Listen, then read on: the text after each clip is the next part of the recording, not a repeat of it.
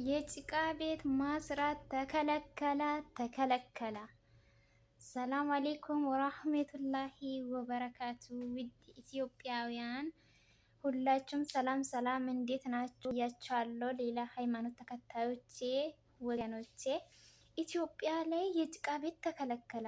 ቆይኔና እናንተ እንዴት ነው የምንሆነው? እንደኔ ስደት ላይ የሆናችሁት እንዴት ነው የምንሆነው ማለት ነው? እንዴት ነው የሚሻለን? የጭቃ ቤት ተከለከለ። የጭቃ ቤት ካልሰራን የብሎኬት እንዴት እንችላለን? ደግሞ ብዙ አመት የቆየን እዚህ ላይ ማለት ነው፣ እዚህ ሀገር ላይ ብዙ አመት ያስቆጠርነው ሰዎች የጭቃ ቤት እንሰራለን ብለን ያሰበኑን ሀሳባችን ፍርስ አደረጋብን። እንዴት ነው የጭቃ ቤት ማንሰራው?